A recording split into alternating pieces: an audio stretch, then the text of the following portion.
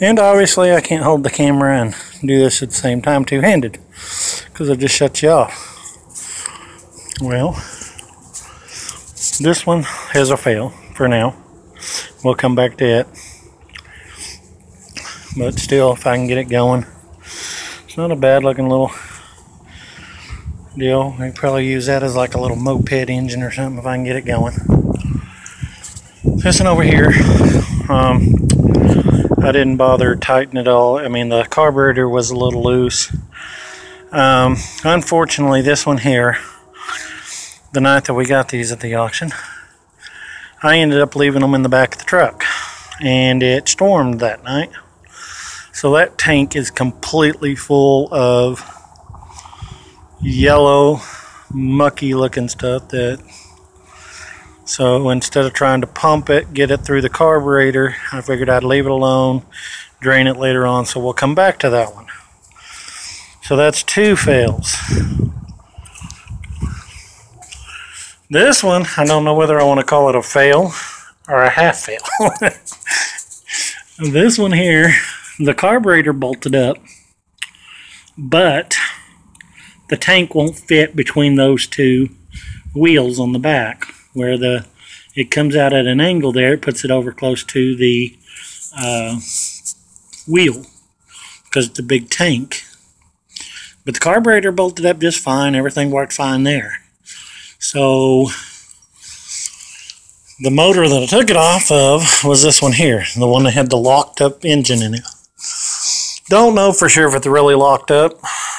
Somebody told me that pump may be locked up, causing the motor to be locked up because it won't turn freely because they're joined together. Don't know if that's true or not. We'll come back to it and see later on. Like I said, I robbed the carburetor off of it. It did work on the little edger as far as bolting up. This is the old tank, and as you can see right there, it only has two holes, no return. This is the carburetor. It only has one little thing that sticks through the hole there. I know I'm calling them things. I'm not real keen on all these lawnmower. But right there, I don't know, let's see if we can put it kind of towards, let's take it outside. I don't know if you can see right there, but that's the piece that broke off. And this pot metal stuff is really hard to weld. Some people said, yo, use JB Weld, use this. There's an epoxy out there that's a two-part. Oh, you could use that. I don't really want to do that. This gas tank I thought I'd use. And as you can see on the bottom there, there's a big old rust spot. So that tank's no good. Yeah, I could JB Weld it, like I said. Don't really know if I want to do that. But then again, that carburetor, like I said, don't know if you can see this with the, let's take that breather off.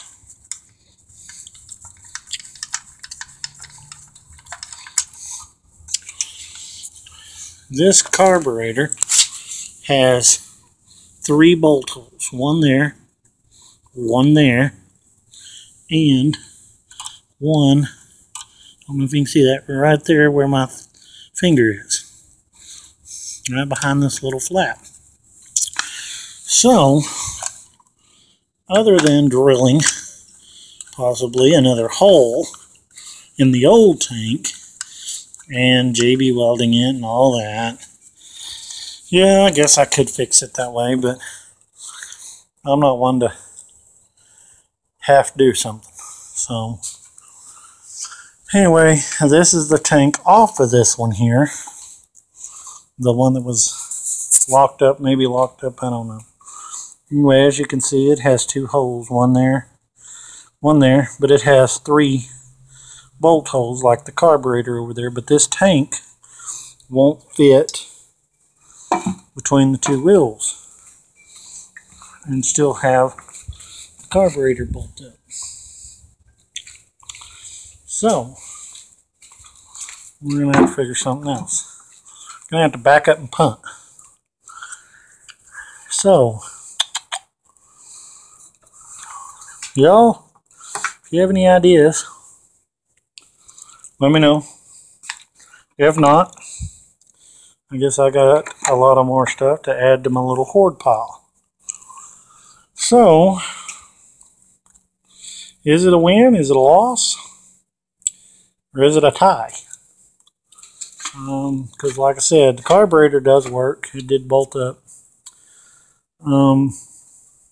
So, don't know. I'll keep looking. I guess I could have. I didn't think to carry the carburetor, the old carburetor, with me to see on the bolt pattern to the gas tank. Because I thought, if nothing else, because they hang off of the carburetor, thought, well, if nothing else, if the carburetor will bolt up, the tank will just, the tank will hang there. But I didn't think about the space between the two wheels. So when that one hangs down, it hangs way down into the tire. Yeah, I could add more space out here, make it wider in the back, put this wheel out here a little ways and that wheel out that way a little ways, but I really don't want to do that either. May end up doing it. Don't know.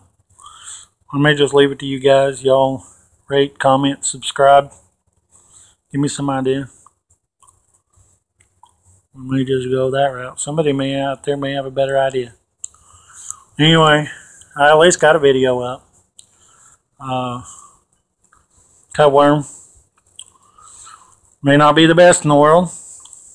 Hey, it's a video. They'll get better with time. So, sorry about all the shaky camera work. Like I said, this is my first video. Well, no, I take that back. This is like my second or third.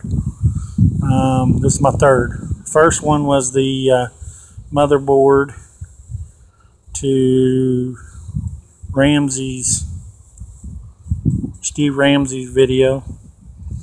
And then there was another video or two on an old 30 model Ford Model A pickup that I have on there. Y'all need to go check that out. I mean, it's a rare find to find an old 30 model Ford in that condition. Old man gives kids rides, lets them drive them out in his field. Who this day can say, oh, I learned how to drive in the 30 Model A. I think that's kind of a rare entity in itself. Anyway, y'all have heard me ramble on enough. So, I guess we'll call these yard sale fails. They're not total fails. I'll get that one. That one I know I'll get going. I just got to spend a little more time with it. Ain't much telling may just need to be adjusted or cleaned or something. That one I'll get going too. I just got to clean that gas tank. I just can't believe I didn't think to make sure the cap was on that one and left it out in that big rainstorm and water got down in the gas tank. It didn't get down in the carburetor or anything, and I wasn't worried about that because it had that big old honking breather on top of it, but it definitely got down in the tank, in the lid, because it wasn't on. That was my stupid mistake. But anyway, we'll figure it out. Y'all, thanks for watching. If you're still watching, then that's a good thing. Means I'm doing something right, maybe.